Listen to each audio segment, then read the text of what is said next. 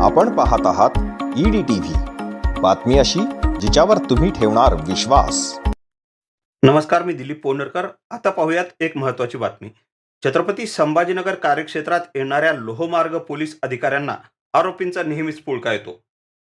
कालचं प्रकरण असं आहे, आसाम राज्यातील चंद्रपूर गुवाहाटी येथील दोन अल्पवयीन मुलींना घेऊन त्याच गावातील 21 वर्षाच्या राहुल तिलक मेंदी याला समाजसेवी संस्थांनी पकडून जालना येथील लोहमार्ग पोलीस चौकीत आणले।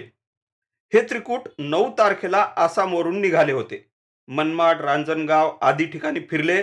महत्त्वाचे म्हणजे या दोन्ही अल्पवयीन मुली हरवल्याची तक्रार दिनांक 11 रोजी आसाम पोलिसांमध्ये दाखल आहे। असे असताना काल या त्रिकुटाला पकडल्यानंतर बाल कल्याण समितीने मुलींची वैद्यकीय तपासणी करून त्यांना बाल सुधारगृहात पाठवले। मग ज्याच्यासोबत या मुली होत्या त्या आरोपीचं काय? या आरोपीच्या भ्रमणध्वनीमध्ये मुलींच्या छायाचित्रासोबत इतर काही आक्षेपार्ह छायाचित्रे देखील पाहावयास मिळाली। ही छायाचित्रे फक्त पोलिसांनीच पाहिली नाहीत, तर बाल कल्याण समितीच्या सदस्यांनी पाहिले। ज्या स्वयंसेवी संस्थेच्या पदाधिकाऱ्यांनी या त्रिकुटाला पकडून दिलं त्यांनीही पाहिले, पत्रकारांनीही पाहिले। असे असतानाही पोलिसांनी मात्र या आरोपीला सोडून दिले आहे। का सोडून दिले असे विचारल्यानंतर त्याचे नातेवाईक आल्यानंतर त्याला बोलावून घेऊन चौकशी करू अशी माहिती मिळाली। दरम्यान या संदर्भात अधिक माहिती विचारण्यासाठी लोहमार्ग विभागाच्या दोन्ही वरिष्ठ महिला अधिकाऱ्यांना वारंवार संपर्क केला, परंतु त्यांनी प्रतिसाद दिला नाही।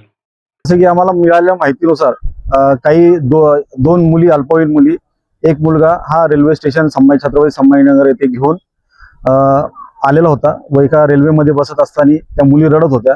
तर थोडा संशयास्पद प्रकार वाटल्यामुळे तिथल्या आमच्या काही कार्यकर्त्यांनी, मित्र परिवारांनी तशी माहिती दिली। त्यानुसार आम्ही जालना येथे रेल्वे यायच्या अगोदर माननीय SP साहेबांना तशी माहिती दिली व सापळा रचून त्या दोन मुली व मुलगा यांना पकडलं। त्याच्यामध्ये नंतर जेव्हा चौकशी केली व रेल्वे पोलिसांच्या हवाली केलं तर अशी माहिती मिळाली की त्या मुली मागील 15 दिवसापासून गुवाहाटी आनंद नगर येथून मिसिंग होत्या व तसे त्यांचे मिसिंग कंप्लेंट सुद्धा दाखल झालेले आहेत। इथं आणल्यानंतर त्यांची थोडी चौकशी झाली व चाइल्ड हेल्प सेंटरला आम्ही फोन केला होता। त्यानुसार दाभाडे सर आलेत व त्यांनी त्या मुलींना ताब्यात घेऊन पुढच्या कारवाईसाठी हे केलेलं आहे। आणि त्यामुळे या प्रकरणात कुठेतरी पाणी मुरतंय असा संशय व्यक्त व्हायला लागला आहे।